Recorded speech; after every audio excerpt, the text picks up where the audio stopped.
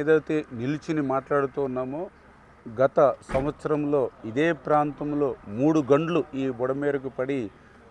విజయవాడ ముంచెత్తినటువంటి పరిస్థితి మనందరం కూడా చూసాం. ఆ రోజు ముఖ్యమంత్రి చంద్రబాబు నాయుడు గారు సైతం కలెక్టరేట్లో బస్సులోనే 10 రోజులు ఉండి పరిస్థితులను చక్కదిద్దడం కానీ, లోకేష్ గారు సైతం డ్రోన్స్ కెమెరాస్ ద్వారా 24 గంటలు కూడా రియల్ టైంలో మానిటరింగ్ చేయడం, ఆ రకంగా యుద్ధ ప్రాతిపదికన ఆ 3 గంటలను కూడా నిలవ కాళ్ళ మీద ఇటు అధికారులు కానీ ఏజెన్సీలు కానీ శ్రమించి ఆ రోజు తాత్కాలికంగా మనం ఆ రోజు ఈ గండ్లను మనం పోడ్చగలిగితే,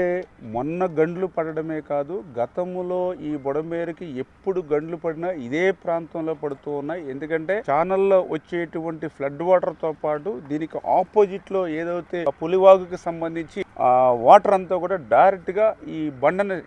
టచ్ చేయడం, అదేవిధంగా ఇక్కడ సైఫోన్ ఒకటి ఉండడం, ఇక్కడే గండ్లు పడుతున్నాయని చెప్పడం ద్వారా, అదేవిధంగా ఈ కెనాల్కి పట్టిసీమ వాటర్ను కూడా రేపు ఫ్యూచర్లో తీసుకురావాలి కాబట్టి ఆ సీపేజీలు కూడా లేకుండా చూసుకోవాల్సిన బాధ్యత ఉంది. కాబట్టి ఈరోజు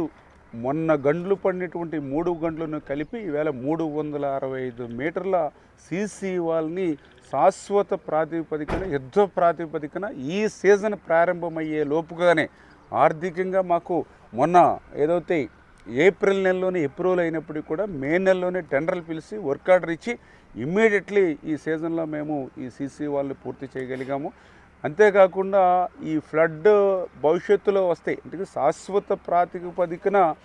చేయాలనంటే దగ్గర 7-8 వేల కోట్ల రూపాయలు నిధులు అవసరమవుతాయి. అదేవిధంగా టైం టేకింగ్ కూడా ఒక 3-4 ఇయర్స్ తీసుకుంటుంది. కాబట్టి ఈ లోపుగా మరి ఏదైతే ఈ యొక్క ఫ్లడ్ నుంచి కొంతమేరైనా సరే విజయవాడకి మరి ఎఫెక్ట్ లేకుండా ఉండాలనేటువంటి ఉద్దేశంతో సీసీ వాళ్ళతో పాటుగా ఏదైతే 7 కిలోమీటర్స్ ఈ లెఫ్ట్ బెండ్ ఏదైతే ఉందో దాన్ని మళ్ళీ మరి ఇంకొక 1/2 మీటర్ హైట్ చేసి గ్రావెల్ పాత్ తోటి ఆ బండని స్ట్రెంగ్తన్ చేస్తూ ఉన్నాం. అదేవిధంగా ఏదైతే వెలగలేరు రెగ్యులేటర్కి సంబంధించి లాస్ట్ టైం ఫ్లడ్ వచ్చినప్పుడు గేట్లు కూడా ఓపెన్ కాల, ఎందుకంటే గత 5 సంవత్సరాల్లో కనీసం గ్రీజ్ పెట్టి కూడా మెయింటెనెన్స్ లేదు. ఆ గేట్లను అప్పుడు ఏదైతే రైతుల సహకారంతో ఆ రోజు జేసీబీలతోటి ఆ గేట్లు లేపినటువంటి పరిస్థితి. ఇప్పుడు ఆ గేట్లన్నీ కూడా 12 గేట్లు కూడా మళ్ళీ కొత్త గేట్లు 1,80,00,000 రూపాయలతోటి నూతనంగా అమర్చి ఆ గేట్లను కూడా ఫ్రీగా మనం లిఫ్ట్ చేసుకునే విధంగా ఏర్పాటు చేయడం జరిగింది. అదేవిధంగా ఏదైతే విజయవాడకు సంబంధించి ఈ ఓల్డ్ ఛానల్ మరి ఏదైతే బుడమేరు ఉందో ఆ వాటరు అక్కడ ఎనికేపాడు యూటీ ఏదైతే ఉందో అది ఇప్పుడు 4,000 క్యూసెక్కుల సామర్థ్యం ఉంది. దాన్ని 20,000 క్యూసెక్కుల సామర్థ్యానికి పెంచేటువంటి విధంగా ఆ వెనికేపాడు నుంచి కొల్లేరుకి వెళ్ళేటువంటి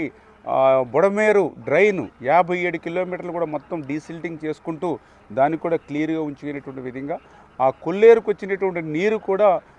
ఉప్పుటేరు మీదుగా సముద్రంలోకి పోయేటువంటి విధంగా 9 కోట్ల రూపాయలు నిధులు ఇచ్చి మొన్న టెండర్లు పిలిచి ఇప్పుడు అక్కడ డ్రెడ్జింగ్ కూడా చేస్తూ ఉన్నాం. అంటే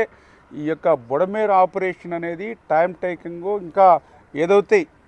ఆర్థిక పరంగా ఆమోదాలు సెంట్రల్ గవర్నమెంటు, డిజాస్టర్ మేనేజ్మెంటు మరి వీటన్నిటి సహకారంతో వచ్చే లోపుగా మరి ఈ యొక్క కార్యక్రమాలు ఏవైతే ఈ సీసీ వాళ్ళు కానీ, గ్రావెల్ రోడ్ కానీ, కొత్తగా ఏదైతే రెగ్యులేటర్కి సంబంధించినటువంటి డోర్స్ కానీ, డీసిల్టింగ్ కానీ, అదేవిధంగా డ్రెడ్జింగ్ కానీ, ఈ రకంగా ఈ ఫస్ట్ ఫేజ్ కింద ఎవ్రీ ఇయర్ కొంతమేర ఈ పనులను చేసుకుంటూ, అదేవిధంగా ఈ బుడమేరు డైవర్షన్ ఛానల్కి సంబంధించి ఇది 17,500 క్యూసెక్కుల సామర్థ్యం ఉంటే దీన్ని కూడా 37,500 క్యూసెక్కులకి పెంచేటువంటి విధానంలో ఆ బ్యాలెన్స్ వర్కులు పూర్తి చేసేటువంటి విధంగా ఈ రకంగా 1 by 1 ఒక్కొక్కటి కూడా పనులు పూర్తి చేసేటువంటి విధంగా గౌరవ ముఖ్యమంత్రి చంద్రబాబు నాయుడు గారి యొక్క ఆదేశాలతో పనిచేస్తున్నామని చెప్పి మీ ద్వారా తెలియజేస్తున్నాం.